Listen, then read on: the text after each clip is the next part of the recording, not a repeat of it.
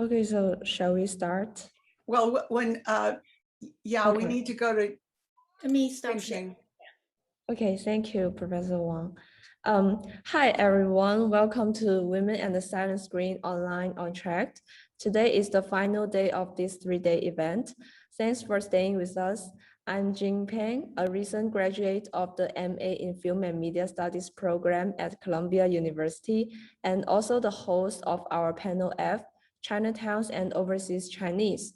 First of all, I want to thank Professor Jenkins and others who have worked hard on this project in the past 1 year so that our panels can be presented to all of you as they are. Professor Gaines is a professor of film at Columbia University School of the Arts and the main organizer of the Film and Silent Screen Conference. Her research ranges from topics on feminist theory, moving image melodrama, silent era cinema, documentary theory, the history of media radicalism, to many other important issues.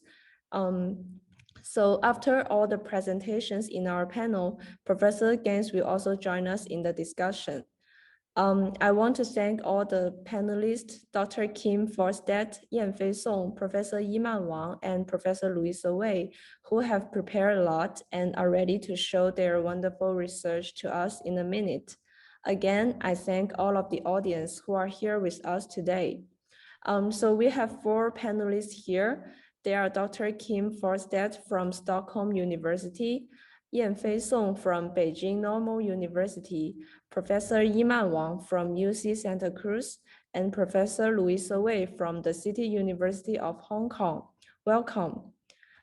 Without further ado, let's start our panel with our first panelist, Dr. Kim Fahlstedt's presentation. Dr. Fahlstedt is a postdoctoral fellow in the Department of Media Studies at Stockholm University. His current research focuses on transcultural interactions in film history, borderlands history, issues of cultural translation, and reception studies, with broader interest in American studies, spatial history, post-colonialism, and technophobia. He is the author of the book Chinatown Film Culture, The Appearance of Cinema in San Francisco's Chinese Neighborhood, published by the Rutgers University Press. Let's welcome Dr. Fahlstedt. Thank you so much.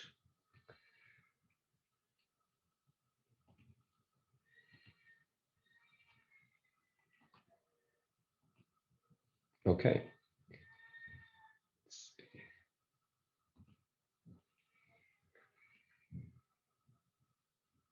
Okay, so I will begin to talk a little bit about research I have made for the book that Jim Peng just talked about. The book is called Chinatown Film Culture. In this talk, I will concentrate a little bit more on the matter at hand,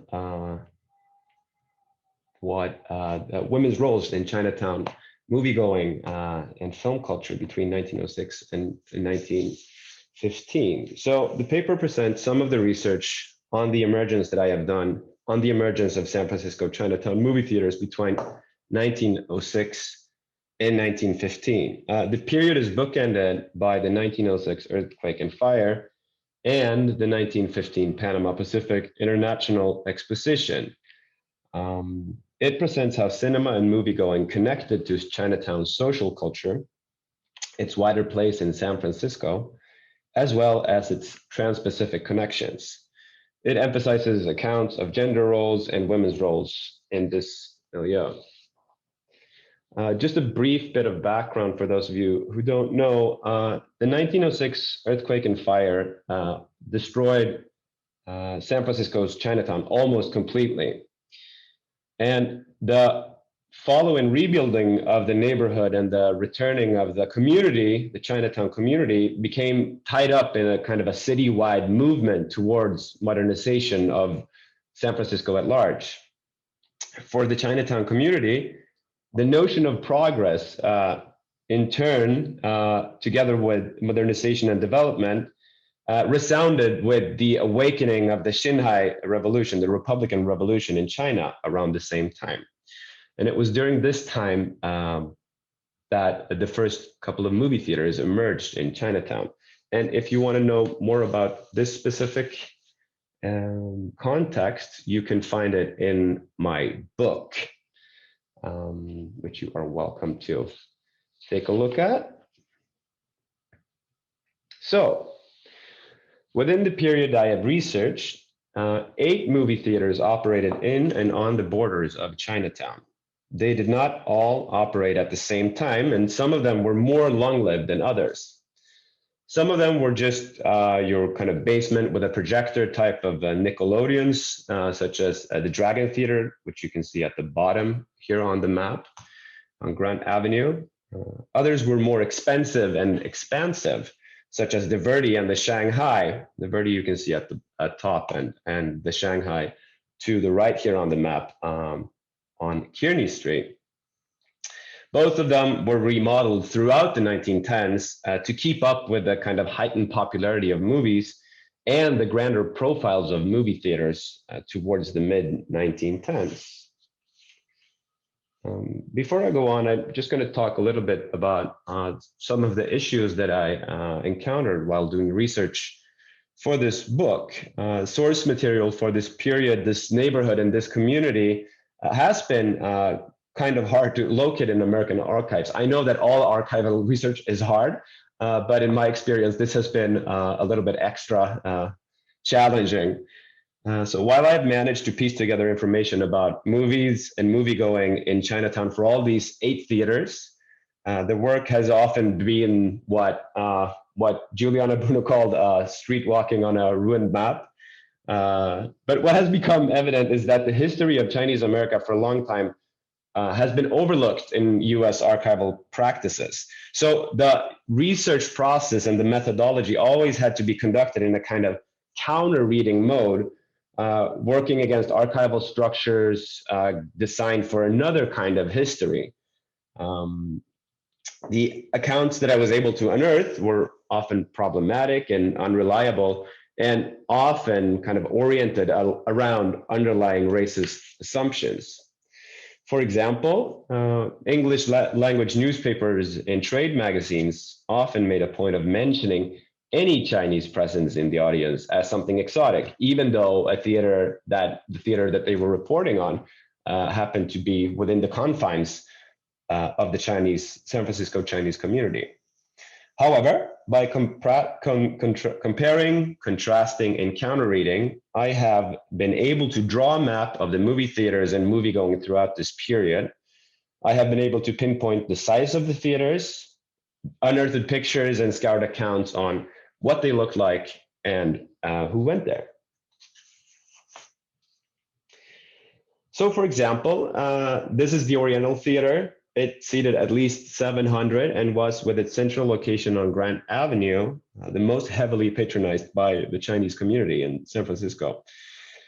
It opened in the early spring of 1909 when Billboard reported that the newly opened Oriental intended to cater to entertainment-seeking Chinese San Franciscans and that the interest from the Chinatown community was high. The Oriental mixed stage shows with films, and it also at times employed live interpreters who would interpret and talk about the films as they were going, kind of like a benshi, but in Chinese for the Chinese community. Another type of theater, I'm not going to go through all of them because I don't really have time for that, was the Shanghai. It opened in 1911 and was run by Benjamin Michaels, Chinatown's most prominent movie theater manager during this time, and a future collaborator of Sid Grauman. The Shanghai was the most Oriental in its outward appearance. By that, I mean it was most similar to the kind of Orientalist fantasies that were played out in, or kind of like realized in movie palaces throughout the country in the late 1910s and in the 1920s. The Shanghai Theater also mixed films and stage shows, but veered more towards the kind of Cantonese opera, Chinese opera, costume plays. In 1911, Moving Picture World's own Otto claimed that both the staff and the majority of the audience at the Shanghai theater was Chinese, but it was also noted in several accounts that while Shanghai was patronized and liked by the Chinatown community, the Chinese community in San Francisco, it was seen and patronized a bit more kind of as a tourist attraction.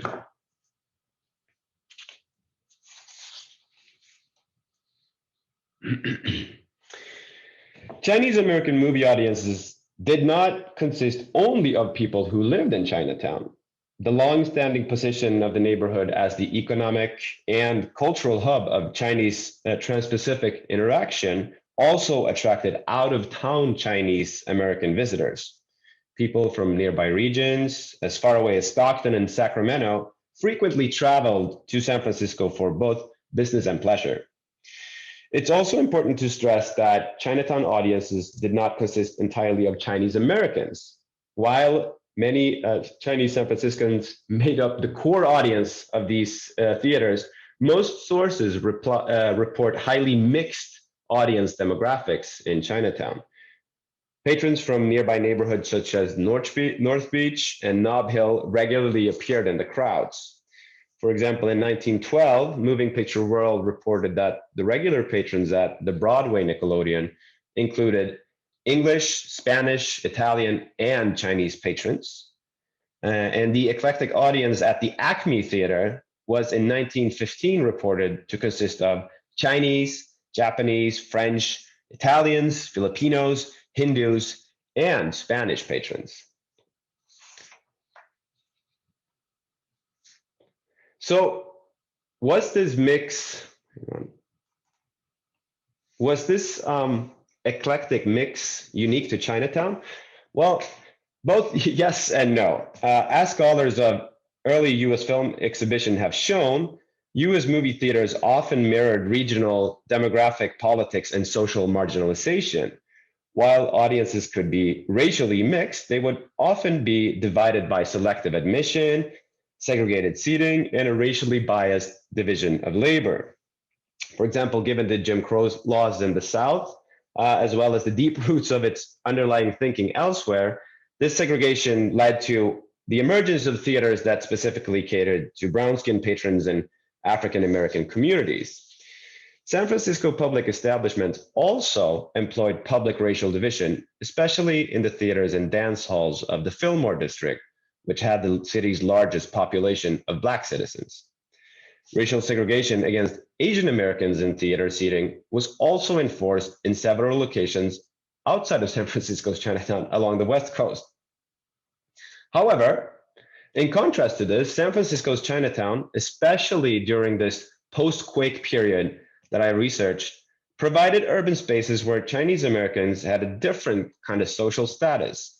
This was mirrored at the neighborhood's movie theaters, where seating was not segregated by either ethnicity or gender. While Chinese San Franciscans encountered racism on a daily basis, and the audiences of Chinatown movie theaters consisted of a mix of ethnicities, the theaters were too dependent on their majority audiences to attempt to introduce blunt racial segregation. So the Oriental, the Grand, the Acme were all described in the trade press and local newspapers as theaters that catered to the movie interests of Chinese San Franciscans as the staple of their daily operations. So let's take a closer look at the women in these audiences. Gender division of audiences had been the customary practice in Chinatown theaters before the earthquake. This practice, however, does not seem to have been carried into the post-quake theaters. Although Chinatown movie audiences during this period were still predominantly male, a growing numbers of moviegoers were female. For example, a social survey from 1913 showed that women made up 23% of the audience at the Liberty Theater on Broadway. The ratio of women making up a quarter of movie audiences was higher than Chinatown's overall male to female ratio, which is kind of a useful statistic there. Several press reports about the Chinatown movie houses also mentioned the presence of women and children in the audience. The Acme Theater on Broadway was reportedly especially popular with Chinese women and children.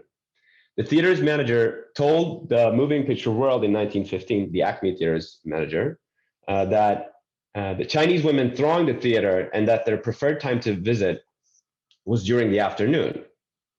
Here it should also be mentioned that from the theater manager's side, the strategy to try to attract women and children aligns with broader national trends in large to mid-sized US cities around this time, where women and children were targeted from the beginning of the Nickelodeon era.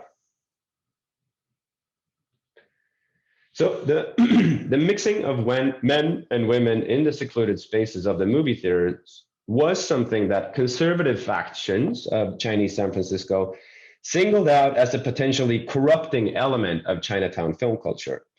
For example, women at pre-Quake theaters were often assumed to be prostitutes. When young women started frequenting the neighborhood's movie theaters, this notion lingered in the community. While it soon became obvious that movie theater audiences were less traditionally segregated by class, ethnicity, and gender, the idea that the liberated spaces of the movie houses kind of got stuck, that somehow it fostered morally corrupting behavior. And this also came entangled in a public debate within Chinatown about a kind of perceived loss of contact with Chinese cultural heritage. The modern post-Quake era in Chinatown, just like in China, also saw unprecedented social opportunities for women to segue into the new role, the role of the new woman. For many of Chinatown's first-generation immigrants, this liberation went hand in hand with the kind of public displays of Americanization that played out on the streets of Chinatown in this post-Quake period on an everyday basis. There, a new generation of American-born Chinese Americans took advantage of their newfound freedoms by openly expressing political views, engaging in premarital courtship, and going to the movies together.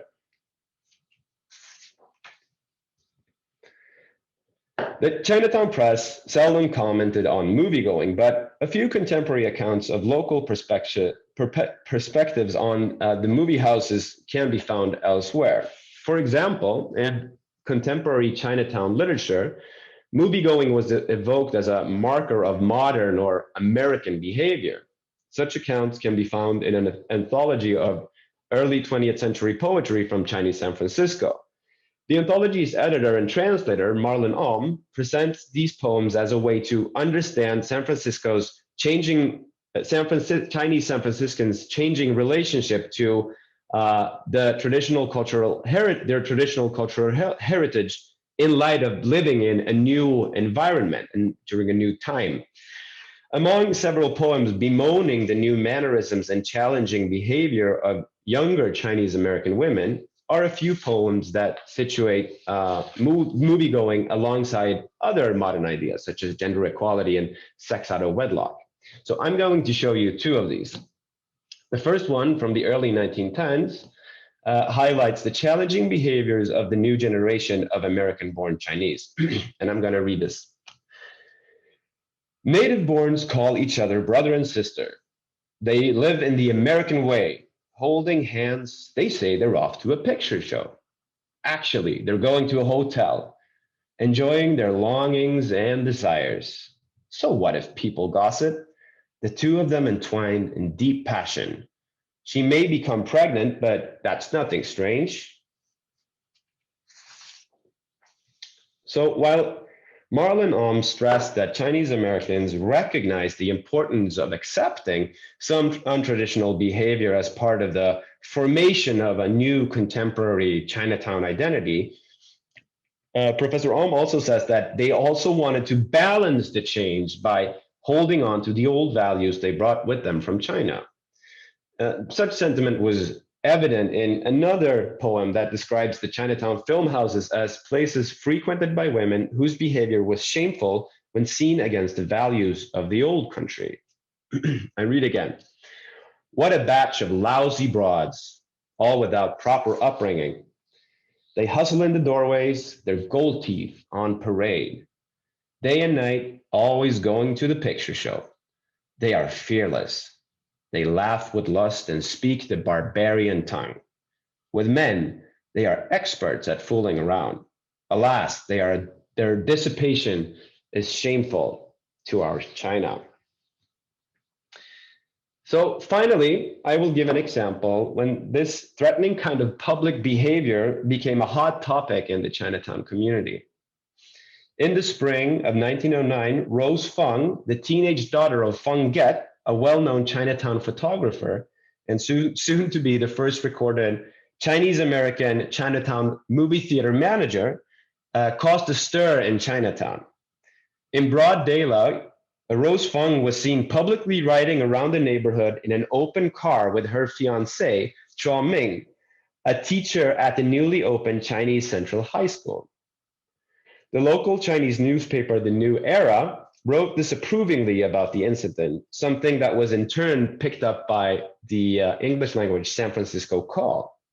Feng Get, who was asked to comment by the Call, bemoaned the Chinese language newspaper, The New Era's tendency toward yellow journalism, but applauded his daughter's progressivity. And I quote here, "In China, a bride is not to be seen by her husband until the day of her wedding. But the young Chinese don't like it that way. They want to see whom they are to marry. My daughter and this young man went out driving in the park, and it's nobody's business," end quote. About a month later, Rose Feng and Chua Min were married by a Baptist minister at the newly opened Yutong Hotel on Clay Street, just a few blocks from Feng Get's photo studio and the Grand Movie Theater, which he would manage for a period of time. Again, the Call gave the Fengs considerable editorial space and pointed out that members of the Chinatown community had opposed the spectacle by posting placards on the walls of surrounding buildings with, I quote, "mendacious comments on the affair," end quote. The visible public opposition, according to the Call, did not, however, detract from the splendor of the ceremony or the happiness of the Americanized couple. So, the story of Rose Feng's public display provides a kind of complex snapshot of contemporary Chinatown modernity and, in the extension, Chinatown film culture around this time. So here, Rose Feng and her fiancé figure as representatives of a new Chinese-American generation eager to adopt the novelties and experiences of the modern world, such as automobiles and female emancipation. The Chinese newspaper, New Era, demonstrated a modern approach to journalism by adopting the perspective of the gossip columnist, but also by locating this public demonstration of affection in a localized context where the values and traditions of conservative Chinatown were put up against a younger generation's willingness to adapt to the ways of progressive America.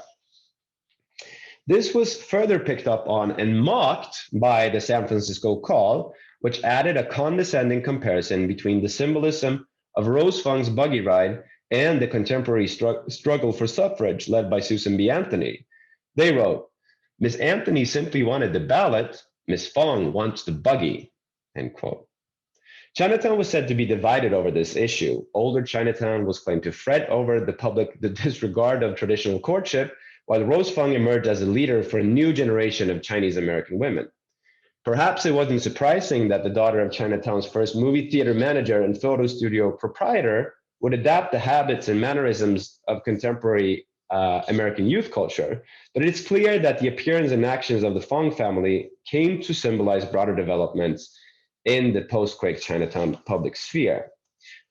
So, to conclude, the period which I have researched, 1906 to 1915, in Chinatown was a time of change, upheaval, and renewal. The notion of Americanization came to encompass perceived fears of loss of communal cultural values in which films and movie theaters played a key role.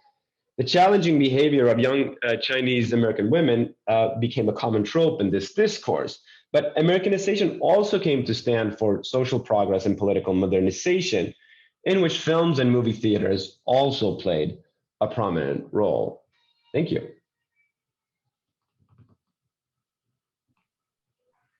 Oh, thank you.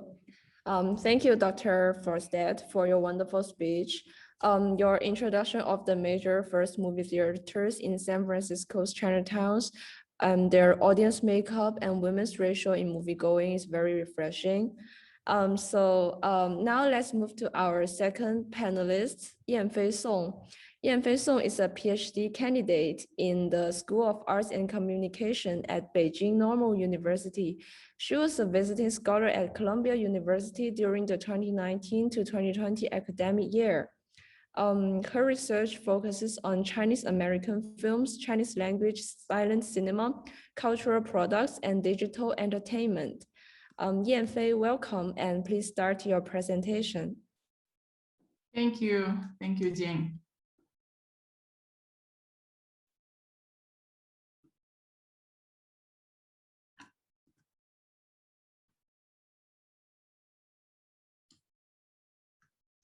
Okay, today I'm going to talk about Chinese American film pioneers in Chinatown prior to 1949.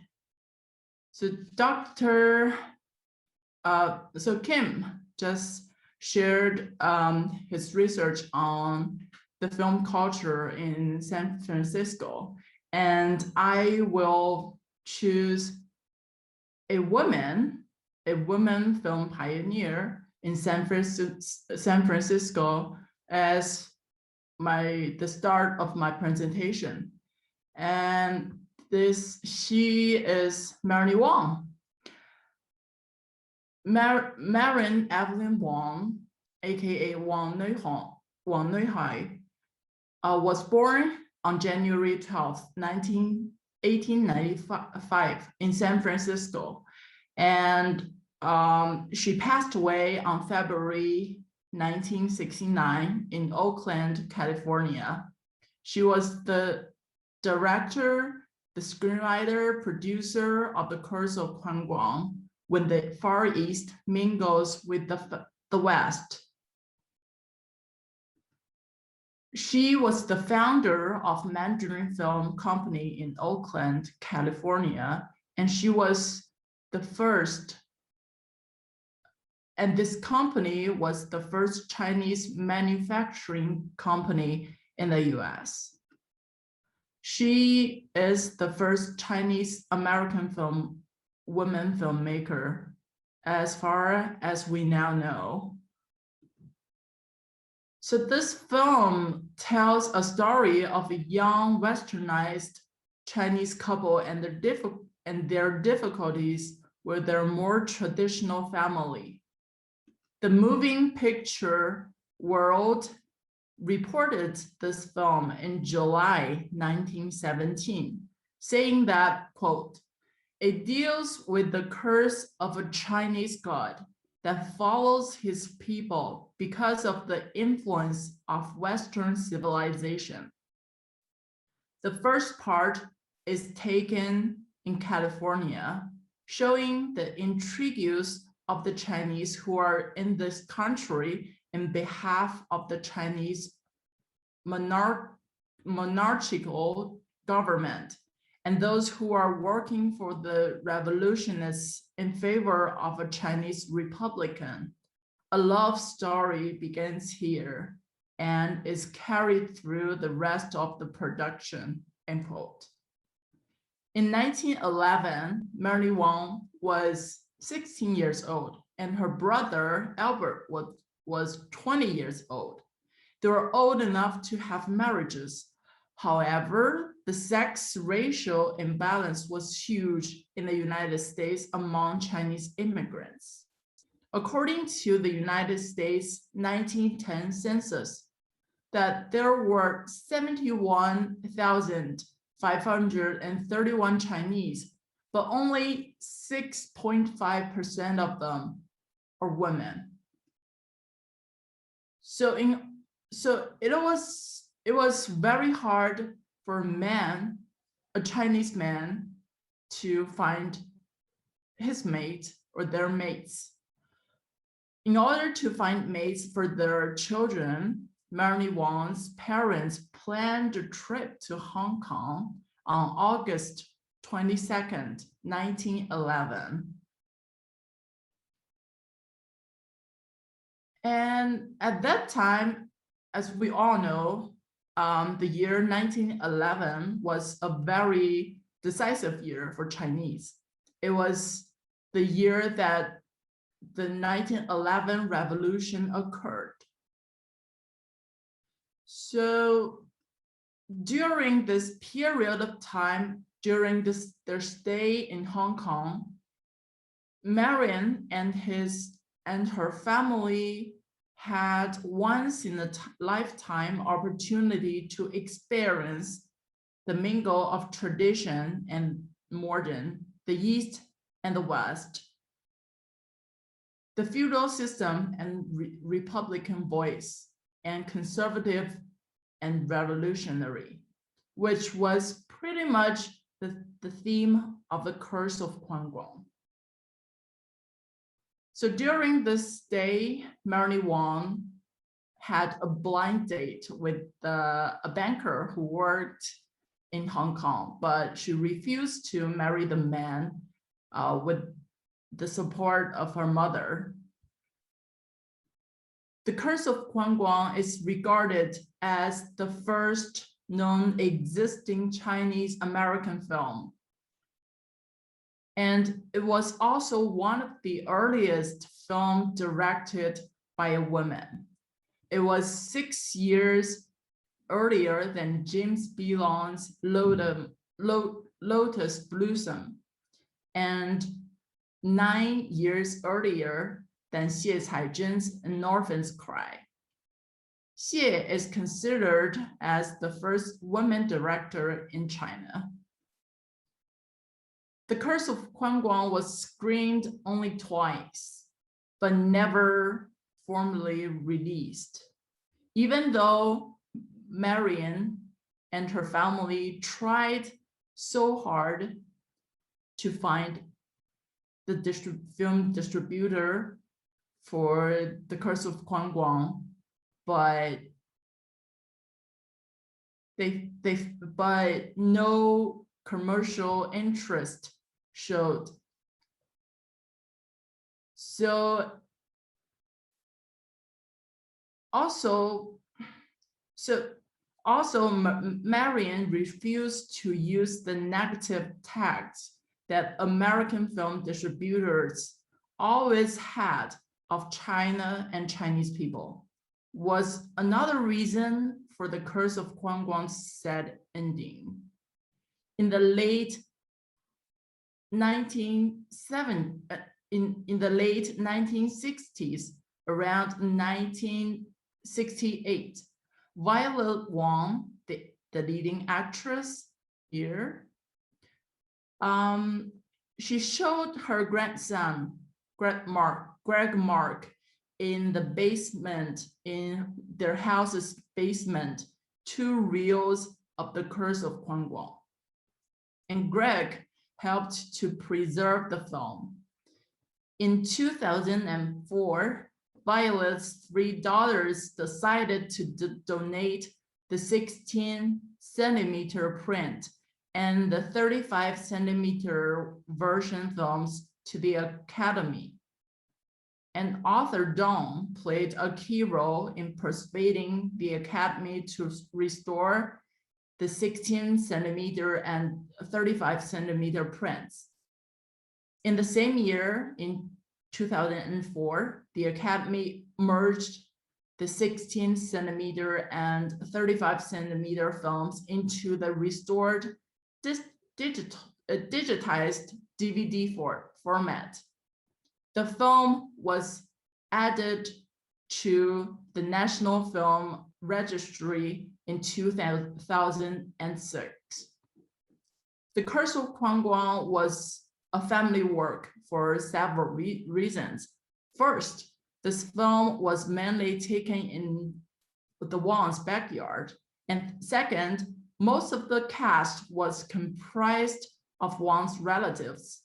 For example, Marian's mother, Qingxi, played the mother-in-law in this film, and her sister-in-law, Violet Wang, also the wife of Albert Wang, acted as the leading heroine in this film. And Albert and Violet's first child, Stella, was the baby in Curse of Guangwang. Marrying herself acted as the villainess. And third, Marion got the financial support mainly from Ben Lin.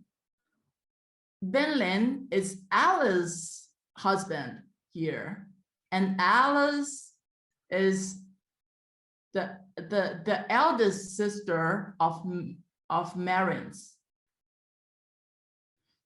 And also Albert Wang also invested in Marion's film company. So, and besides, Marion's sister Alice and Rose played key role in doing hairstyle and they also helped with costume settings and makeup. There were important film companies in Chinatown in the 1910s. In 1916, Marilyn Wang started Mandarin Film Company and made The Curse of Guangwang. When she was interviewed by a local newspaper in Oakland, where she lived, she said that, quote, "I had never seen any Chinese movies, so I decided to introduce them to the world. I first wrote the love story. Then I decided that people who are interested in my people and my country would like to see some of the customs and manners of China. So I added to the love story drama many scenes depicting these things. I do hope it'll be a success," end quote. Another famous film company was James B. Long's Wei Ming Motion Picture Company. This film company was founded in 1919 and released its first film, Lotus Blossom, in 1921. West Daily reports that, quote, "Long, it is said, plans pictures which will serve to correct the general impression that the present course of pictures gives of Chinese life," end quote. According to the US Department of Labor, from 1865 to 1869, about 12,000 Chinese immigrants constructed the western section of the Transcontinental Railway. Even though Chinese workers had great contribution to the construction of America, there was yellow peril regarding the peoples of East Asia as an existential danger to the Western world. Page Act of 1875 prohibited the entry of Chinese women, and Chinese Exclusion Act of 1882 prohibiting all immigrants of Chinese laborers. Gary Act of 1892 extended the Chinese Exclusion Act of 1882 by adding anonymous new requirements. Most of the motion pictures concerning the Chinese greatly misleading the public by portraying false stories and showing fictitious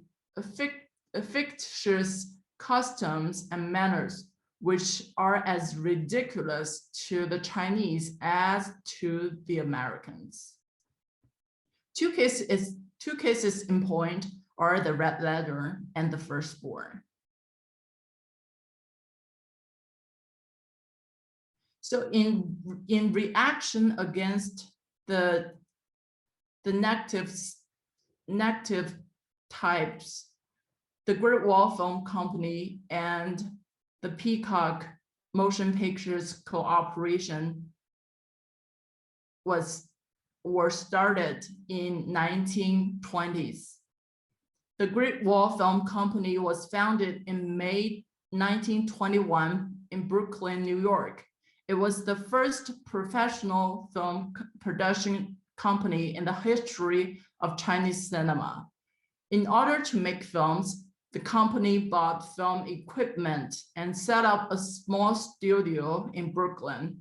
In 1921, the company made 2 short films, Chinese Customs and Self-Defense, and sold them to the urban motion industries in cooperation in 1922. They were exhibited in continent in the celebration of the 10th anniversary of the birth of the Chinese Republic. The leaders of the Great Wall Film Company thought that staying abroad had never been the long-term goal of the company, so they moved to Shanghai in the summer of 1923. One of the most famous films that produced by the Great Wall Film Company is The Divorcee, 继父. It was released in 1924. Newspaper report shows that as early as 1925, the Great Wall had distributed their film to Nanyang and the US. The Peacock Motion Picture took another path that was different from the Great Wall Film Companies. They took 2 steps. First, they imported films from America. Second, they made films for themselves. The Peacock Motion Picture was founded by Cheng Shuren and financed supported by Zhou Ziqi. Cheng Shuren was a Chinese student in New York back then, and Zhou Ziqi was a political man, also the first supervisor of Tsinghua University. And before Cheng Shuren went to America, he was studied in Tsinghua University. So that's how they met. And this company took a path that it wanted to show Chinese people through the eyes of the peacock. China shall see the world and its people in the true light. The Chinese were properly informed. After moving to China, the Great Wall Film Company still have a close relationship with distributors in New York. The earliest film imported in New York was The Mystic Van. Records from New York State Archive show that it was imported in 1827 from Shanghai. The manufacturer, guess who? It was, yes, it was the Great Wall Film Company. It was imported by Harold Lee. Also, there were many films imported by Harold Lee, according to New York State Archive. So this made me wonder, who is Harold Lee? Harold Lee was the founder of the New York Chinese Film Exchange, the earliest distributors of motion pictures in China, in New York, importing films from China. Chinatown? People who know about New York will find that Manhattan, Chinatown, and Brooklyn are very close to each other on map. Here is Manhattan, and here is Brooklyn. So the Great Wall was founded in Brooklyn, and Fifi Lee's film exchange company is based in Chinatown. And the businessman who financially supported the Great Wall has a family name of Lee. He was Li Daoqi. And Harold's family name is also Lee. So this makes me wonder, are they related? If so, how? After close inspection, I found something amazing.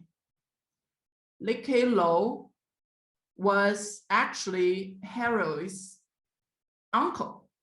He immigrated from China and settled in New York's Chinatown. His status as merchant allowed him to come into the US despite the Chinese Exclusion Act. He established a grocery store, the Tai Long Company, at 31 Pell Street in New York.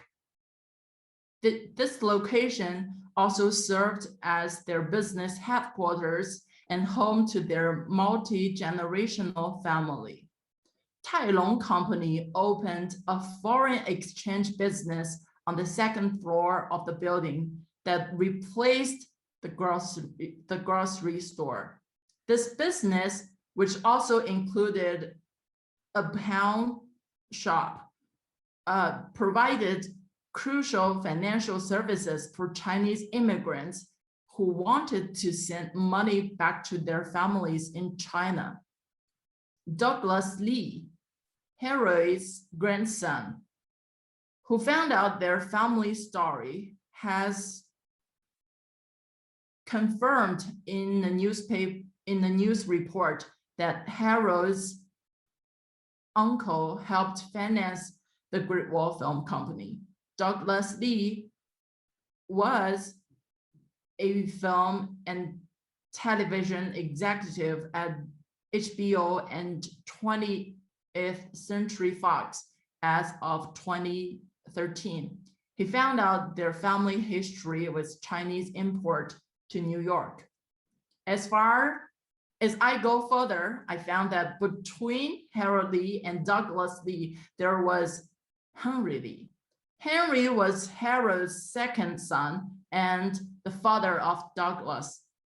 Harold Lee started the Harold Lee and Sons travel agency, the first of its kind in the community. This agency assisted immigrants with arranged overseas visits so family could reunite. More importantly, Henry also produced and imported Chinese language films from Hong Kong and mainland China in the late 1940s. And this picture shows that this company is Li Lian, the Li Insurance. The company was founded by Harold Lee. And this company is Tai Long, which was started by Li Lo, the financial supporter of the Great Wall. And this is the ledger sheet of Chinese films by the Chinese Film Exchange, which run by Harold Lee. And interestingly enough, most of the films on this ledger sheet were produced by the Great Wall Film Company, and they were released between 1924 to 1929 in China. And this is Henry on the roof of a camel truck. As we said just now, he helped produce and import Chinese language films from Hong Kong and China in the late 40s. And this is the Li Insurance Company, And in 1913, the Lee Insurance celebrated 125th year in New York. In 1945, Harold Lee also transformed an English language movie theater into the Silver Star Theater in New York. Harold Lee, it was the first in New York to offer cinematic screens of Chinese language films. The theater was torn down in the late 1950s, but it was among a string of institutions that once served as a unique source of entertainment for immigrants. And this is what I want to share. Thank you.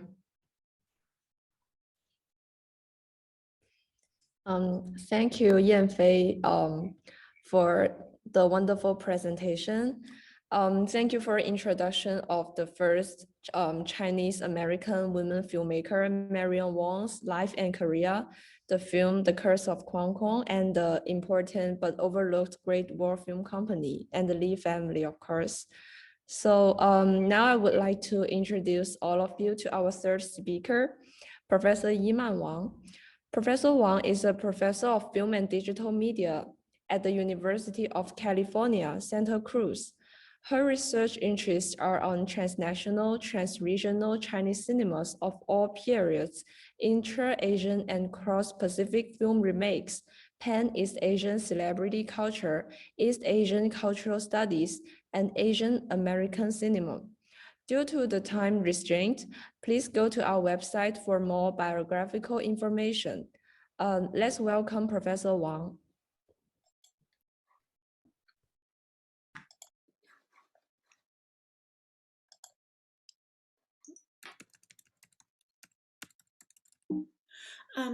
First of all, I'd like to thank everybody for making this conference happen, and of course to Professor Jing for inviting me to this really fascinating panel, and thanks to Kim and Yan-fei for, laying out the labyrinth film culture in the Chinatowns and across the Pacific. So sadly, in my presentation, the Chinatown piece is not quite present yet, but I am following in Kim's steps and Nancy Rao's. I think she's in the audience, and I'm following in their steps and trying to construct how Anime Wang's films might have been received by the Chinatown audience. But for this presentation, I will talk about Anime Wang's comedic career as a comedian. And the title of my talk is "Life is Too Serious to Be Taken Seriously." This was Anime Wang quoting Oscar Wilde in the 1932 interview. And I want to use this talk to think about her comic interstitial melancholia, and hopefully by the end of my talk I'll make more sense of this term. So the outline for my talk today, first of all, I'd like to think about why we want to think about comedy in relation to race, and why comedy and race in relationship to Anime Wang, who very famously described herself as a pathos-laden woman who has died 1,000 times. And what are my objects of study? In a previous version or a different version of this talk that I gave at SEMS, I struggled more with the scanty historical documents of Anime Wang's comedies. So this talk will sort of take a different direction, as you will see. So what do I mean by her comic interstitial melancholia? And here, obviously, I'm evoking Homi Bhabha's term interstitial, but I also want to recuperate the etymological meaning of intersti, which means to stand in between. And here I emphasize the very posture of standing. So why comedy and race? Here I evoke Albert Laguna's recent article on comedy and race, in which he talks about why comedy plays such an important role for our understanding of race in America. He argues that race is a kind of American style of comedy at its core. And he further argues that comedy stages the mechanics of racialization. However, he says comedy studies has been considered incompatible with critical race and ethnic studies because comedy's reliance on characterization flies in the face of, quote, activists fighting for recognition of personhood to be taken seriously, not as jokes or as one-dimensional comic figures, end quote. So, what do I want to accomplish by zeroing on Anime Wang as a comedian? And how do her gag and race-conscious humor figure in her decades-long mosaic career? And for people who are hearing my cat meowing in the background, please do try to ignore her, she's fine. So the goal of my paper, first of all, of course, is to uncover a long obscured, albeit ostensibly tiny facet of Anime Wang's career as a comedian. But the question is, why does it matter? So I say that matters because it actually allows me to theorize her interracial melancholia. And so the racial melancholia is a term that Anning Chen talks about as not only a sign of rejection, but also a psychic mechanism of responding to such rejection. So I want to think about Anime Wang's comic interracial melancholia as a psychic, somatic, like I said earlier, standing in between, and discursive strategy in response to rejection. So I have 3 examples of her comedies. Only one of them I have access to, which is actually still existing. So the first example is 40 Winks, which is a full-length film about 60 minutes. Second is a 2-reeler produced by Hal Roach called The Honorable Mr. Bucks. And the third is Anime Wang's episode in a British review film, Elstree Calling, and this is actually a spoof of Mary Pickford's Taming of the Shrew. So the 1925 40 Winks, which seems to indicate white envy on Anime Wang's character, concerning Anime Wang's character. Here you see a still in the middle, which shows Anime Wang's character, whose name is Annabelle Wu, known as Anna in the film. So what's interesting when I was combing through the archival material is that there was no mention of Anime Wang's character, the Oriental girl, in the synopsis or the scenario, but this character, which then also becomes the vamp and adventuress, gets fleshed out in the screenplay. So in the screenplay, there is a note saying that the Oriental girl is dressed very smartly as an American girl. And in scene 24, she's described as a girl who would give her last drop of blood to be considered a white girl. She likes to think of herself as looking thoroughly American, and this gets reflected in her costuming, her basically sartorial performance. As you can see, her costumes and accessories cost $760, which is exactly the same as the female protagonist, Viola Dana. Then in scene 25, here is another interesting scene, apparently showing Wang's white envy.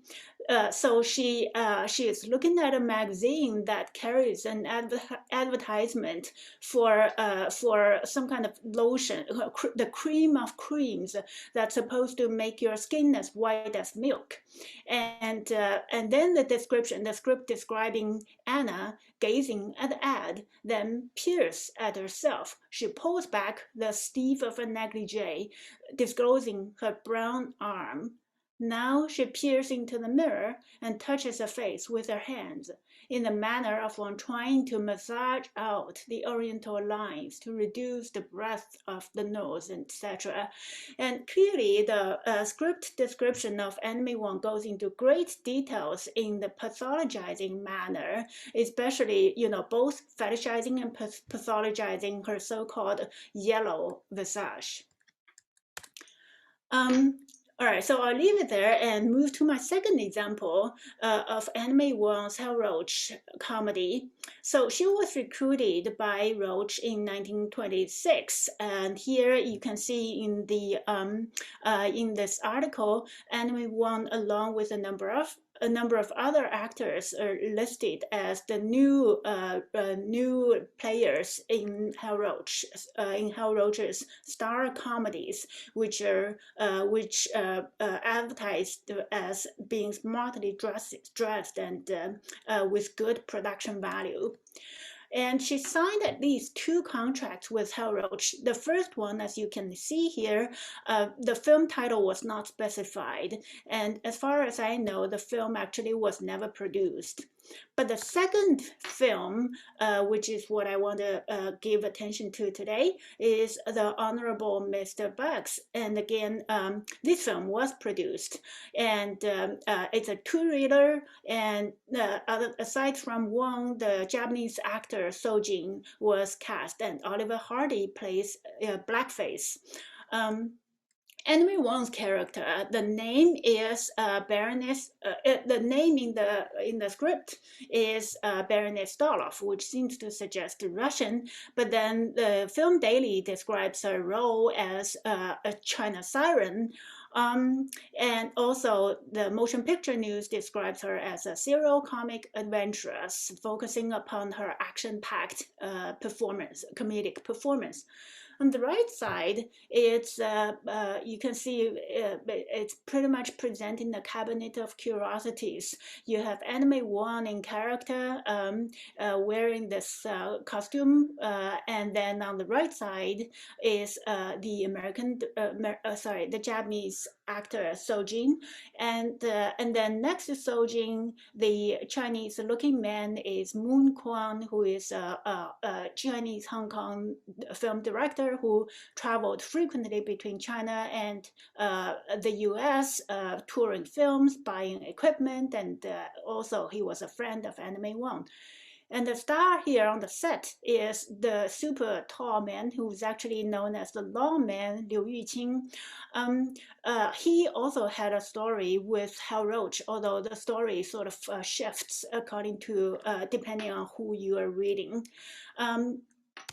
All right, so here I want to show, and thanks to Aurora Spears, who miraculously came across a copy of the Honorable Mr. Bugs, and she kindly shared the copy with me and gave me permission to show some of the visuals from the film. As you can see, the top row, the 3 gifts are from the Honorable Mr. Bugs.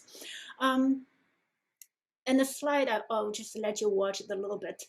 The slide is deliberately chaotic and somewhat promiscuous. So also on the top row on the left side, there is a glimpse of Oliver Hardy playing the butler outside the keyhole, peeking through the peephole at Anime Wang. And then essentially what Anime Wang doing here is she's a jewelry thief, and then she's a jewelry thief being wanted by the police. So she's taking shelter in this house who belongs to a white guy, and then the white guy happens to be an expert in bugs. So Anime Wang ends up having a bug crawling onto her body, and she's fighting the bugs. But interestingly, the way that she in the middle, in the top middle, you will see that she's sort of frantically prancing around, and in the gait of her footwork reminds me of the bottom gif, which was from 1926 when Wang was doing Charleston, and the right bottom is of course Josephine Baker, 1928 in the Netherlands, doing her version of Charleston, trying to do it in the club. So I wanted to use these visuals to think about Anime Wang's performative Black, Russian, and Oriental analogy or conflation, to think about how the motion, the kind of physical somatic footwork that sort of transports from one film to another, one genre to another, and one racialized body to another racialized body. Oh, here I was also evoking Sienna Nice's writing on the animated myth, where she thinks of the animated myth as a racialized affect, frequently associated with the African-American, excessively pliant African-American body that's susceptible to external control. So that's another way of thinking about the Black Russian Oriental analogy and conflation. So my third example is the spoof of the Taming of the Shrew from the Elstree Calling. On the left side, you see the publicity. The title actually reads, "Anna May Be Mary, the Wang version of Pickford." So you see that Anna May Wang, on the left side, she is dressed in this Piccadilly, the metallic Piccadilly costume with her original white bobbed hair.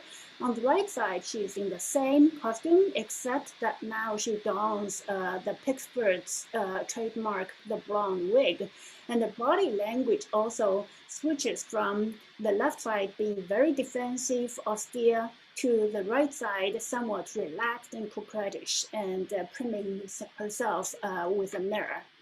And now let me try to play this clip. And she's actually playing the shoe. One could think about the whole idea of her spoofing Mary, or her sort of spoofing Mary, playing the shoe, sort of trying to be white, but you know, according to the publicity, it's the wrong version of the white, or the wrong version of the white. Let me just fast forward to. All right, so here we have the Chuzhou riding a motorcycle and whipping it.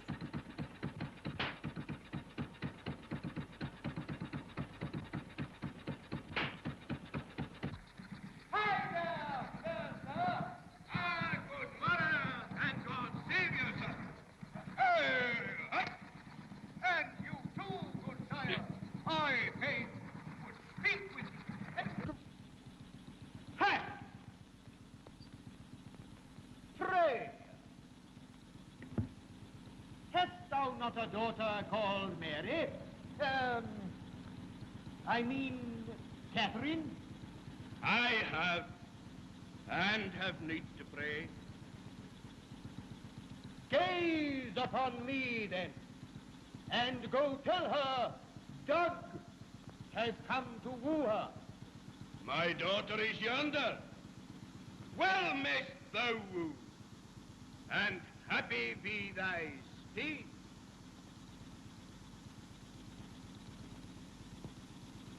Ha!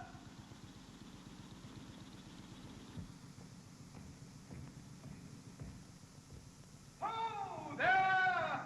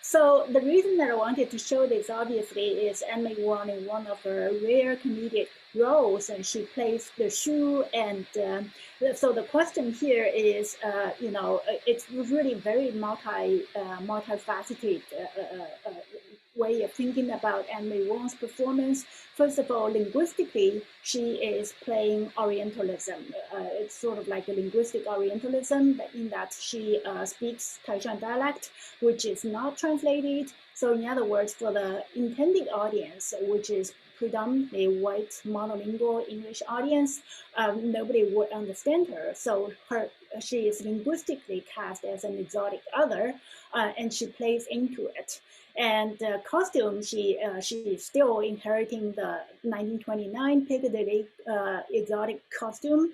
And but then at the same time, she's also intertextually referencing the slapstick comedy with pie throwing and everything, except here with a really racially kind of like an interesting racial twist, which is, on the one hand, she playing the shoe could be argued as her white facing of herself, but the pie throwing also allows her to white face every other character who are supposedly already white. So it's white on white, and also the whole idea of the usurpation of the authorship is something that I'm interested in thinking about.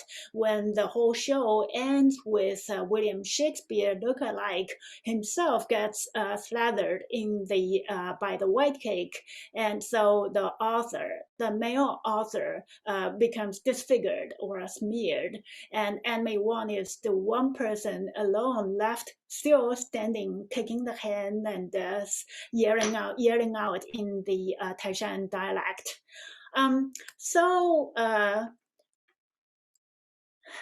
What do I do? What do I want to do with all this material? So here is where I land, and obviously I will try to further develop it, the idea of the comic interstitial melancholia. So Jose Munoz talks about racial difference as affective difference, and more specifically, he thinks about the Latina affect of, quote, feeling brown, feeling down. And he further says that coherent groups feel differently and navigate the material world on a different emotional register.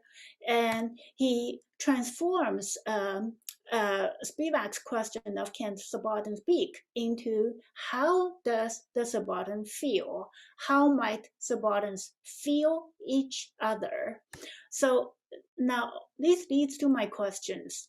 How from the examples that I have presented, how does Anime Wang, the so-called Oriental, affectively feel interstitially through animated somatic performance that refuses to lie down? Here I'm kind of transforming rethinking Munoz's idea of the feeling brown, feeling down into something more like, feeling yellow and feeling not down, but interstitial, standing, right? Interstitial. So does Anime Wang take on the, does her adoption of the white shoe body and the black Charleston body, this sentence is not well written, but I think what I meant was that what does it mean to think of Wang adopting the white shoe body and the black Charleston body, and what does such interstitial performance and affect enable? So these are the questions I want to put on the table and think more about, and I will close here and yield to the next speaker, and I look forward to discussion. Thank you. Thank you, Professor Wang. Thank you for sharing with us these representational film clips. Now it's time for our last panelist, Professor Louisa Wei. Wei Shiyu Louisa is an associate professor in the School of Creative Media at the City University of Hong Kong. She's both a scholar and a documentary filmmaker. I also want to highlight here that the trailers and full films of Professor Wei's Golden Gate Girls and Havana Divas are available for free on the website Cathy Play with the voucher code Cathy Play in block capitals. I want to pass our sincere gratitude to the Cathy Play for their generosity. Such information can also be found on our Women and the Silent Screen website's page of Program 1. Without further ado, let's welcome Professor Wei.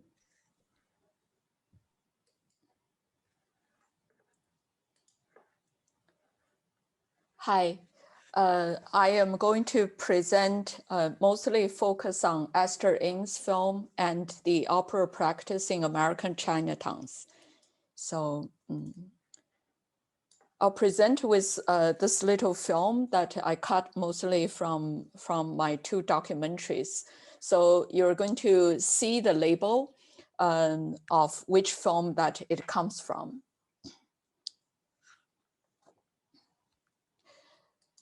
While Chinese laborers were brought to Americas to work in mines, sugarcane fields, and railroads during the mid-19th century, they traveled in similar routes across the Pacific Ocean. And they usually started from Hong Kong and passing Honolulu as the first stop, and then arrive at San Francisco, what they called the Big Port. Sometimes they go down a bit to Los Angeles, but most of the time they would go north to Victoria, British Columbia, Canada, and to Calgary, and then further down to Toronto. If they get a visa, and then they could go Chicago, Boston, and definitely New York, because New York was another large port. Sometimes they go to Havana, lots of the times, and sometimes they even go further down to Lima, Peru, San Diego, Chile, and Buenos Aires in Argentina. This route, which was a trade route to begin with, later would become a route for film distribution and also for the Chinese opera troops to tour around, which was also mentioned in Nancy Rao's book. This is, of course, a geographic perspective, but when we're taking a closer look into these places, into its people, the stories become more interesting. A performance of the Cantonese opera in San Francisco was reported by newspaper as early as 1852, which was 30 years before Chinese Exclusion Act. So what you see here is a clip from 1897. And when the act was in effect from 1882, only Chinese merchants could bring their family from China to the US. And Esther Ng's grandfather brought the grandmother from China. So they're the merchant family. Here you see Esther Ng's father, and he has a shop in San Francisco, Chinatown. He also insisted that all his children would learn Chinese. This is why Esther was able to read and write in Chinese. This is the Chinese school they go after. And these are Esther Ng's photos in 1931. And what is interesting is that you see that Esther went to a girls' school, but she always dressed as a boy. And she has this hairstyle that was reported more than once as a boyish bob. And she grew up in the time exactly after what Kim mentions, 1906 to 1915, because she was born in 1914. When she grew up, there was, this is not moving anymore. Okay, this around 1926 and 24, there were already two theaters built in Chinatown. One is called the Mandarin, the other is called Great China Theater. They were built for performing Cantonese operas, but during the daytime, they also show Hollywood films, sometimes showing Chinese language film, but not so many of them. So Esther, as a student, worked in the box office of the Mandarin, and she watched over 1,000 films, and that's her film education in a sense, before she started making movies. So here in the Mandarin, there was a Cantonese opera diva whose name is Wei Qin-fang. And later, the two of them collaborated in their first work called Heartaches. And here you see that Esther, who's the smallest person here in this picture, when she was only 20-years old, she went to Hollywood, rented a studio in Sunset Boulevard, and with the introduction of two-time Oscar-winning cinematographer James Wang Hao, and she had Paul Ivano. She was a co-producer of this film called Heartaches, and Paul Ivano was the cinematographer of it. So you could see this Chinese crew who were director, writer, and an entirely Chinese American cast with the white Caucasian technicians working on the same picture, which was a very rare sight in 1935. And after this film was made, Wei Qin-fang and Esther brought this film to Hong Kong, and they show it in Hong Kong, Canton, and also shown in Singapore. And Frank Tang, who is a friend of Anime Wang, was the director of this film.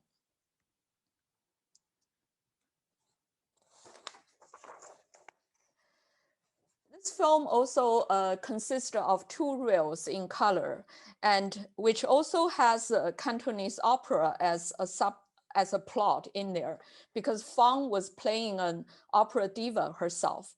And then there was the air fighting scenes, and here you have a Chinese American student learning to fly.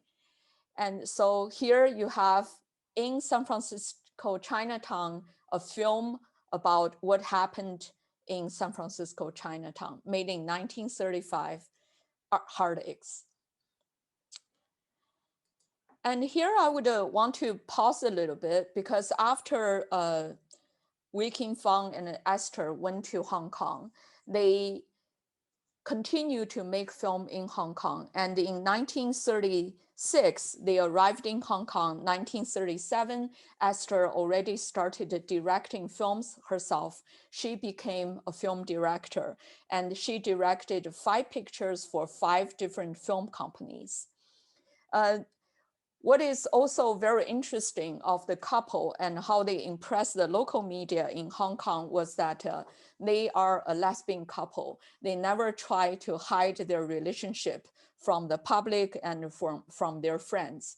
And this same-sex love story also traveled to Shanghai. So I recently discovered their story being printed in Shanghai media.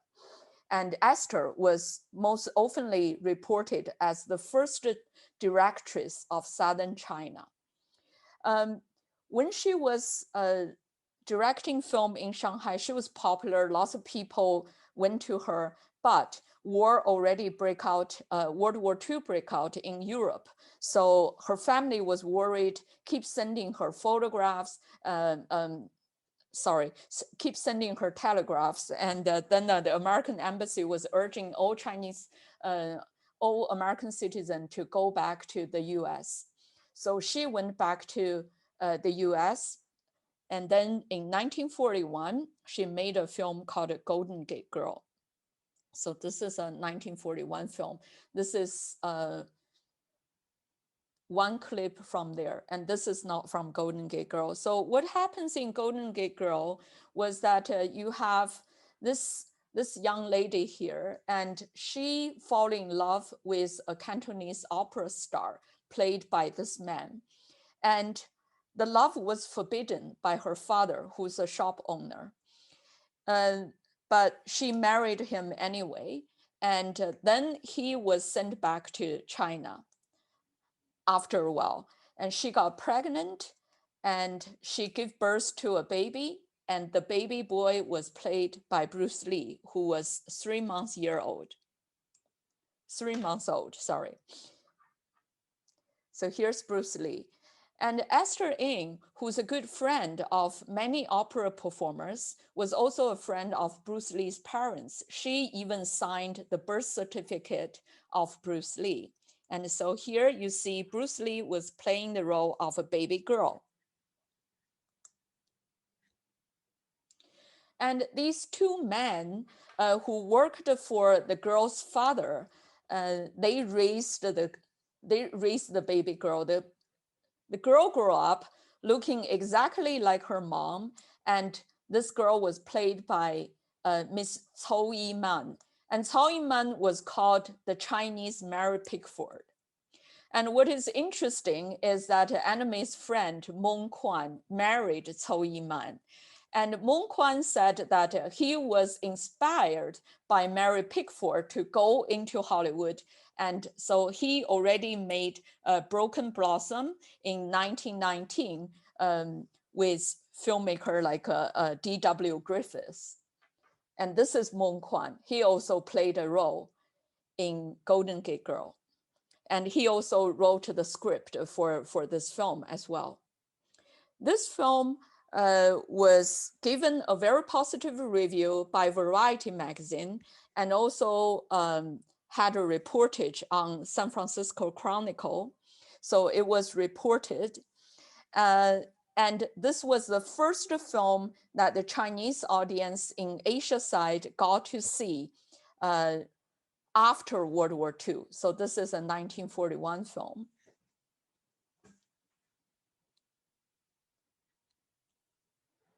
What happens here was that Esther went back right after the war to Hong Kong, tried to continue to make films, but then she found out making film in Hong Kong was way more expensive than making films in the US.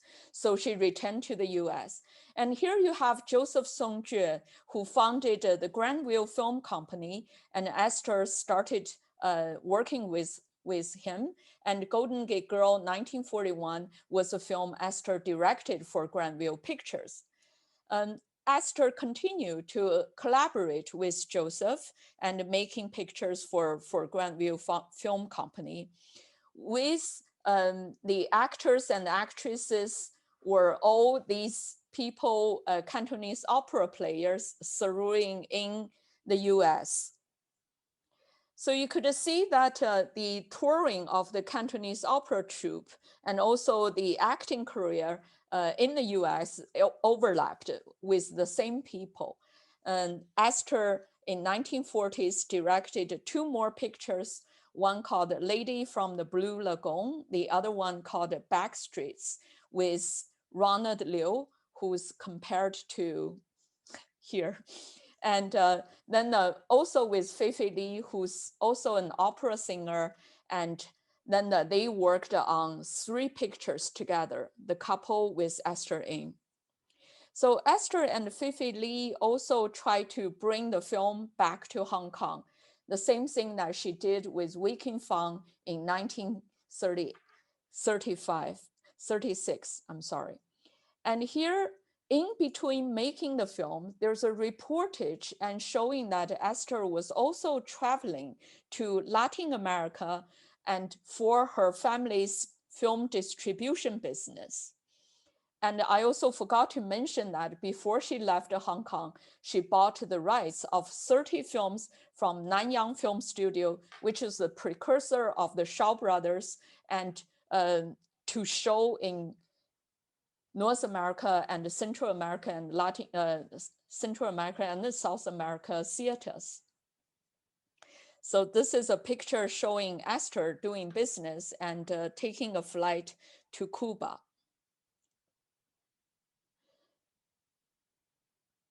And what is interesting is that when she was trying to, this is Esther Ng on site, and you have Fifi Lee on the other side, and she is right here.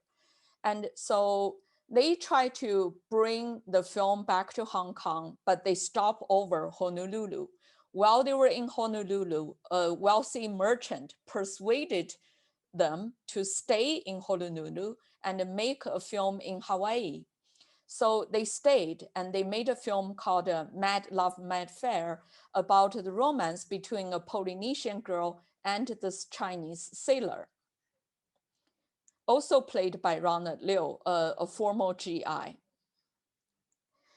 And what I like to say about Fifi Lee was that here, a bit over here, here was that you see her, and this is a typical picture with an opera star. And when she gave a performance, she would receive a flower plate made by US dollars and by the audience who, not the audience, the organization who invited her.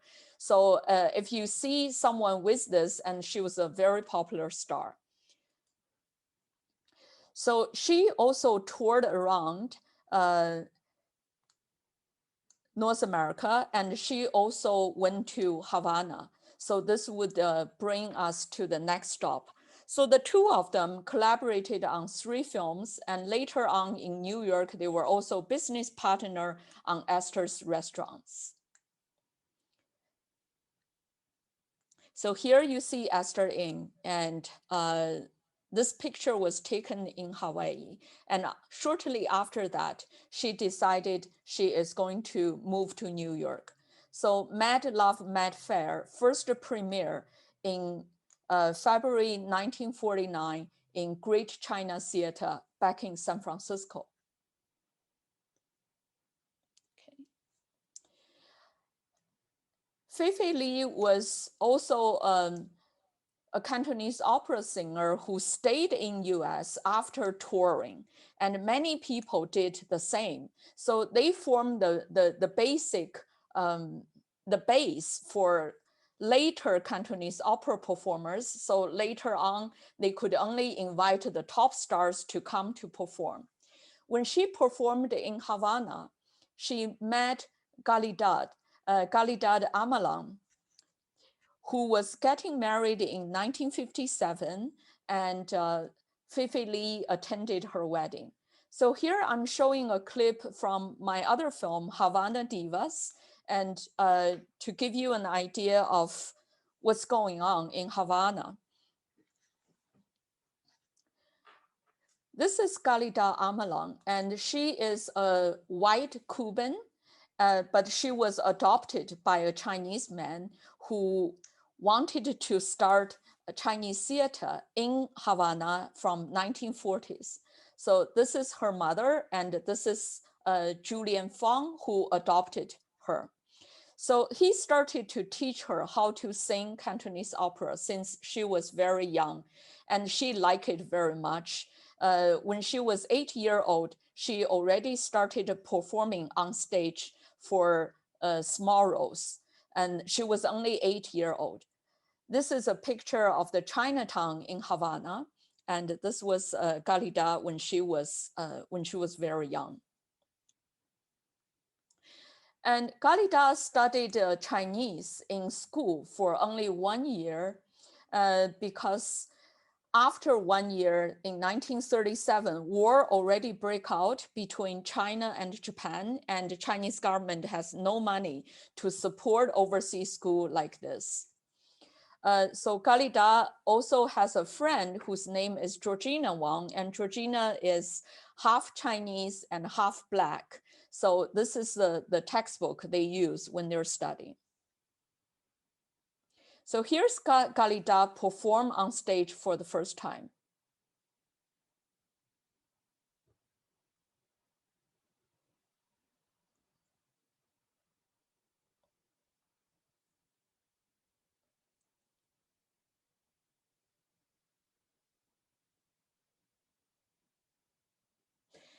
So when Galida was 16 years old, she already became a star and started to tour the Chinatowns or the Chinese ports in Havana. So they would leave Havana and go to Matanzas and Ciego and Ciudad de Avila and Camagüey, And then you will see the news reportage and calling her the diva of the Chinese theater. And this is Galida in picture. And interestingly, at the same time, Esther was exporting film in Havana. So you would also see the newspaper showing that Esther actually brought films to Havana's Golden Eagle Theater, which is the sign saying over here, and had dinner with the restaurant owner. And we have a clip of the Golden Eagle Theater before it transformed into an exhibition place.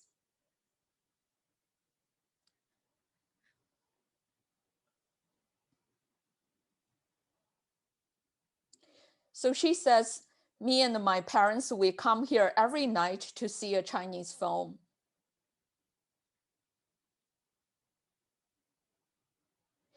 We won't miss any Chinese film, not the Wang-fei film.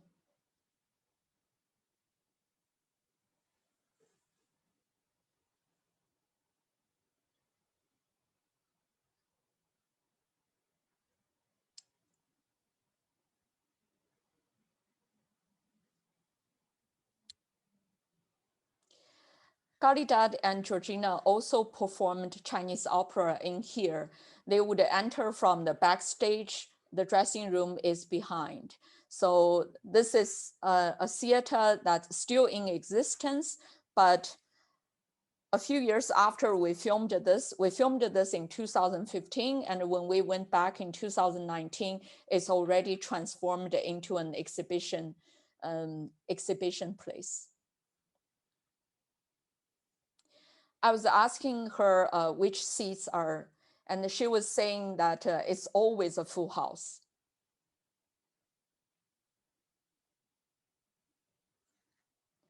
No matter playing movies or they're doing opera plays, it's always full house.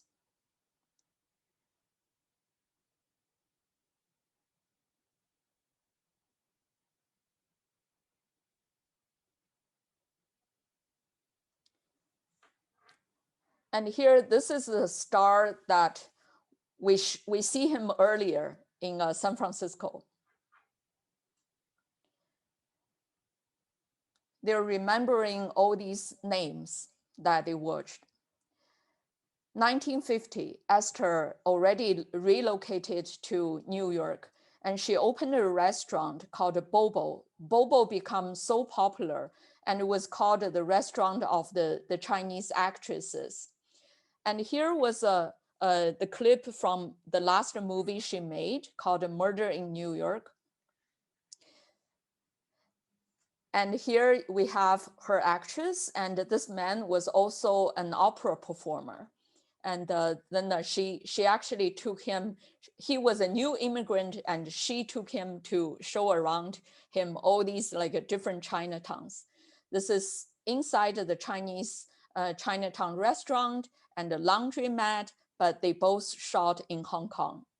But this exterior scene was shot in the theater district. And Esther also had a theater herself with her friends, and they were hosting performances from Chinese opera, and also they were showing Chinese language film.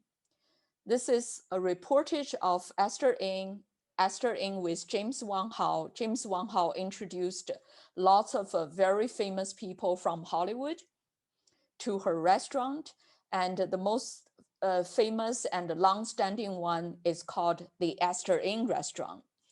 And here in this piece of news, it reported the frequenters are like Marlon Brando, Anna Magnani, and Tennessee Williams. And she also has a bar called Ing's Little Corner, which was a famous gay bar and only known to the gay at the time, of course. The theater she had was having around like 300 to 500 seats. And she also continued her film distribution business throughout the 1960s until she died in early 1970. This was one of her last photos, and her obituary appeared in both Variety magazine and also in New York Times. So this is a postcard I got from the Chinese museum, Chinese American museum. You see Bobo restaurant and Esther Inn restaurant and one more restaurant. So there are 3 restaurants in a row, all opened by Esther Inn.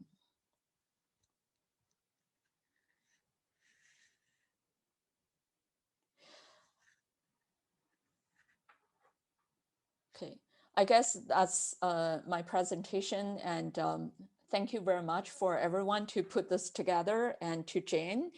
And this is also a screenshot. You could perhaps take a picture of this. This is what Jing already announced, that if you go to Cathay Play and you do this, you could watch both movies for free until June the 10th. But remember, it's the June the 10th on the Hong Kong side. That's my presentation. Thank you, Professor Wei, for your speech. And your slides were really beautiful. And your introduction of Esther Inn's career is very helpful to all of us. So now we have 20 minutes left. Let's start our discussion. Professor Gans, do you want to weigh in first, since we don't have much time left? You're muted. I thought I would throw the first question to you because I talked too much yesterday. And so while you're getting your question poised and ready, I wanted to be sure everyone saw that Louisa's 2 films are on the website. I put the link in the chat, and June 10 we have on those 2. Louisa's Golden Gate Girls is very important to us because we did an Esther Inn conference in New York, and I believe we need a part 2, Louisa, because we have so much more information, especially connecting her to Havana. And then Curse of the Guangwang will be up only today. That is the 6th. We'll just calibrate Eastern Standard Time. The Academy of Motion Picture Arts and Sciences has given us just 1 day. Jing, if you don't have your immediate question, we have a lot of questions in the chat, starting comments and questions starting way back with Maggie Hennefeld has a complicated question for Yiman. Did you see this question having to do with I think I'd like to pick up on this too, the instability of the racialization, and the question as to what affect enables, because what you're giving us here is a much more complicated approach to affect, and the originality of your concept of the interstitial racial, which I think is completely yours. I'm thinking of your conference on yellowface that you gave almost a decade ago. You were so ahead of your time. So if we could open up and pick up on what Maggie Hennefeld is asking here about what does this tension between melancholia and the, you could say, is it an affective tension and the lostness? Yeah, thank you, Maggie, for the great, elaborated, thought-provoking question, and thank you, Jane, for highlighting and giving me the opportunity to address it. At this point, it's going to be brief and most likely inadequate because it's something that I'm still trying to work through.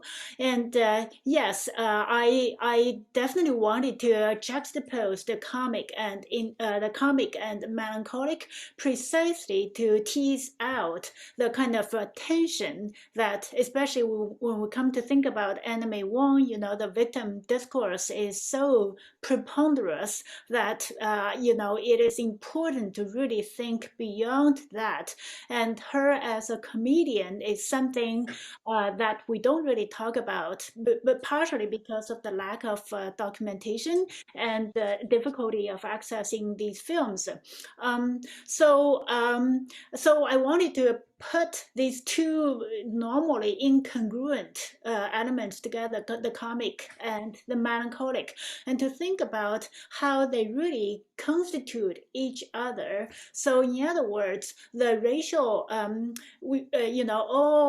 the racial pathologizing discourses can be sort of flipped around so that we can think about, so that we can approach the performativity of racial presentations and racial embodiment from a more complicated perspective, I guess.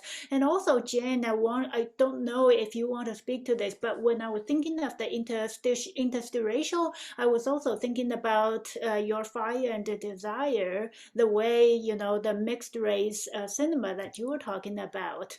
And so that's my way of thinking about how also, evoking José is the idea that the racial, if we think, and all these other presentations also bring out really well how everything is interconnected. And I guess in my context, what I want to highlight is that all the different discourses of racialization are interconnected. The racialized affect of being Asian, being Oriental, being African American, being Hispanic, all of this kind of differential racialization is actually interrelational and comparative, and that is why I wanted to use the interstitial to think about how the kind of affect, the racialized affect, actually transports from one ostensibly solitary race or one racialized group to another racialized group, and these comedies and the excessively somatic performance somehow lends itself to this kind of analysis. So I guess I'll leave it there, and I would like to hear from Jin and Maggie, actually. Yeah, Yiman, that's very helpful in your notion of the differential racializations. I think this is you could say it's a bridge to these questions which have only arisen in the US, I would say, called the attention of the wider public in recent months. But I wanted to make a move to bring together these panelists around what I'm seeing as a consistent development, the companies, the audiences who want to see Chinese images. And Yiman already knows, and Yan-fei and I have discussed this, how there is an echo with race cinema and the race cinema pioneers in the response to Birth of a Nation, but that the Green Wall Company was begun quite clearly in response to the Red Lantern, to Hayakawa's film. And then Louisa, when you tell us that Esther saw 500 films in her job in the box office, and then Kim brings up what might have been a taboo topic, maybe it was a taboo in our field, the segregation in the West Coast, but not necessarily in the cities in California, the segregation of theaters. For those of us who studied motion picture segregation along racial lines and also Native American lines, we were never at that moment considering segregation relative to the Chinese American population. So to throw this open to the panel, Yiman has really widened our comparative view here in ways that we might not have been configuring this field. And when I think about, Louisa, what you discovered in Havana with mixed race actresses and the combination of families, the diva performances, this is the kind of moment when you say, field shift, or potential field shift, because if we don't go there, it's not a shift.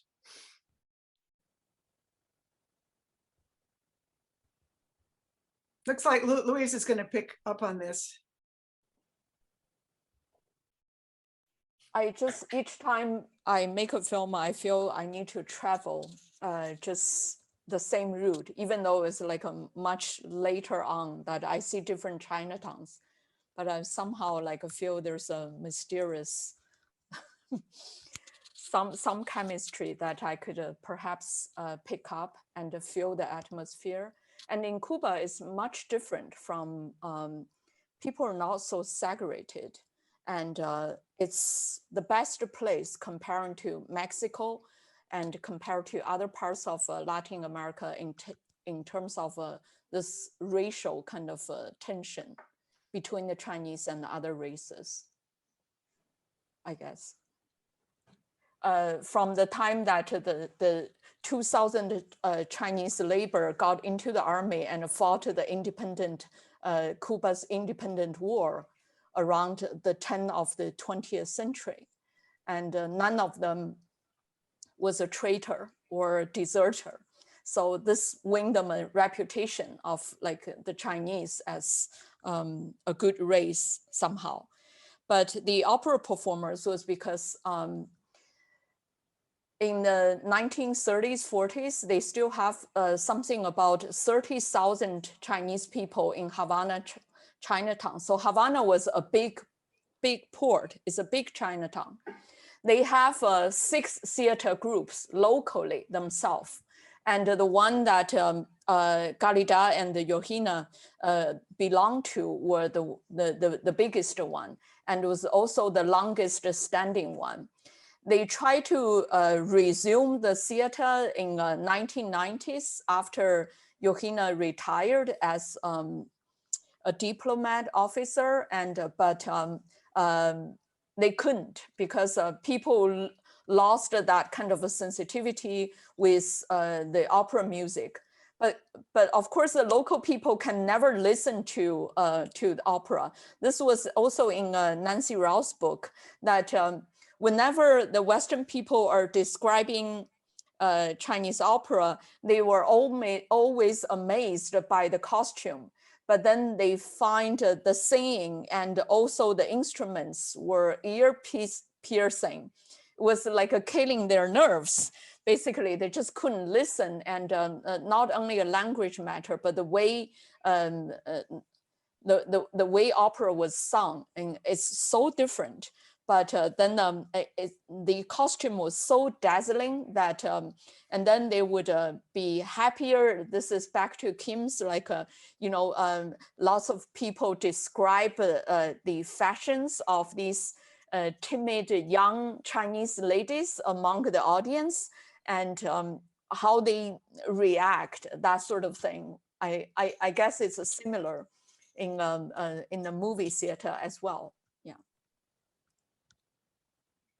If I may jump in here, it seems like an apt place to do that. I think this ties together so well, because just like the notion of the interstitial and the kind of transcultural interaction is something that it's become like a through line in my research on this period in Chinatown. And just that the kind of like within these movie theaters, one of the most recurring descriptions was on the one hand, the kind of exoticizing of that is in the English language press, the exoticizing of the Chinese audience members, but also how that became part of the experience of going to Chinatown movie theaters, how this kind of like liberated space, this unclear space of racial, otherwise established racial lines became kind of jumbled. And that is something that is conceptualized in more or less problematic terms in many of the descriptions that I have found from these movie theaters. So connecting all of these, I think one of the things that stand out as something recurring is just this this kind of like, using Mary Louise Pratt's term, this kind of like transcultural contact zone. And I think Yiman's research into anime Wang is a very interesting way of conceptualizing that. But you could also look at other ways in which this played out in Chinatown as early as the post-quake period. And I think that while I can't help you right now with finding reactions to Anime Wang's films in Chinatown, I think we might somehow collaborate on a little bit on that later on, because I think that would be really interesting. But what I'm saying is that I think that this Chinatown audience would definitely be sensitive from what I've learned to this kind of performance. That would be fantastic if we and Nancy in the audience, if we can all collaborate on this, because I somehow I feel like, you know, what we are doing is this kind of like mega project of the, you know, cross historical you know, border crossing, cross historical, you know, in all different locations and many different languages and many different players and theater spaces, which double as cinema spaces, right? So there's so many strands, so it really calls for many of us to collaborate together. It'll be really great. I just want to give a little note to Yan-fei, because when you trace down the Lee insurance, which is still in existence today, and when I showed Havana Divas in San Francisco in 2018, I met one of the family members. She came to me and she gave me her card, and her card was Lee Insurance. It's still there. Yes, still there. So next time you go to New York, you can still find it, I think. Yeah. Oh, that's amazing. Yes. Actually, I tried to contact the Lee family, but somehow I didn't get a response from them. Yeah. And if you could give me I think I wrote her an email one time. I need to search it, but I don't know where the card is. You know, I'm not very good at that. It could be, Yan-fei, that we have a moment like Gregory Mark being brought back to speak about his great aunt, Mary Wang, and we learn from the family what we hadn't known before. And I'm thinking you might say something about the fire in the Chinatown Museum that didn't destroy everything, but the plan that we now hear to rebuild. This would be a chance with a new facility to screen Curse of the Guangwang and have that Lee family reunion that how should we say, Anime Wang's family reunion also. That's another question. Yiman, the family of Anime Wang, we have Marianne Wang's reunion. How many reunions can we call together? Because we're paying tribute to those families. And Yan-fei's point that these were family production companies,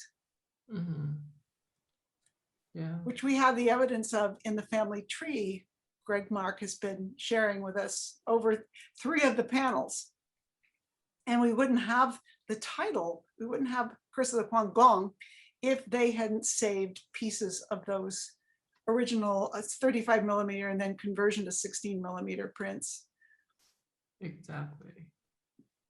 And then to say to Louisa before we wrap, when you're actually doing research, finding people who remember people who are still alive, isn't that research also related to close family ties, close, deep traditional ties?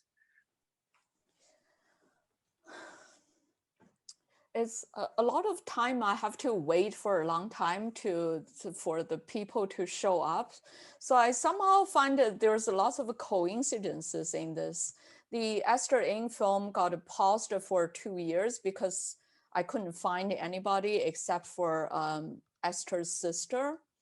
And then suddenly I met an entrepreneur who was a former Cantonese opera performer. And so he said, oh, you're looking for her friend, and I know some. So we went to New York and find those. And then they were talking about things that I went to Havana, and then they said it's the same people who actually came to Havana to perform on the same stage. So the leading actress in Esther's last film she was received by Galida Amalan in Havana. But she went there not to perform Cantonese opera. She was a singer actress. So she was just singing. And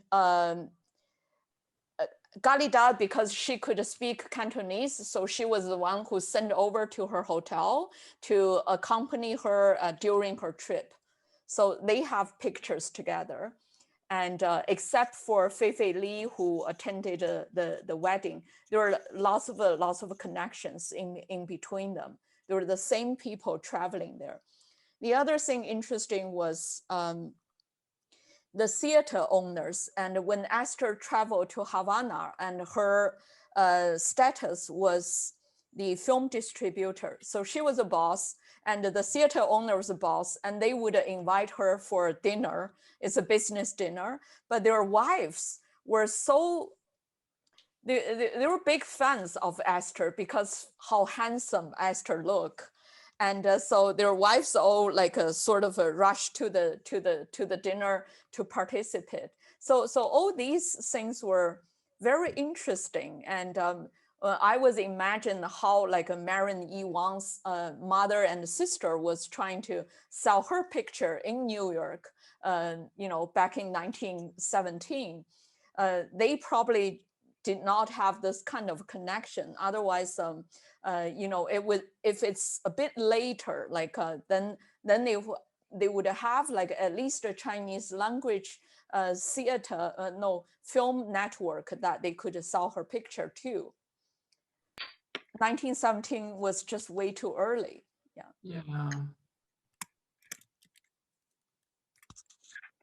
Jing, should we clarify about the website? Because I put the website that has both the link to Curse of the Guangwang and Louisa's two films into the chat, but then thank you for putting up the Curse of the Guangwang link again, because people may not be finding it. They're both on the website, but you have to look for them on the program. And then I think we should thank the panelists, but also give them time because they have so many research tips in the chat. So we want to especially thank the audience for their contributions from all over the world, and thank the panelists for the brilliant, stimulating panel, and invite you back for one middle 12 o'clock, the Women in the Silent Soviet documentary yet today. So panelists, thank you. Thank you, Jing, Peng. And we'll leave the chat open another 10 minutes for your feedback. Thank you.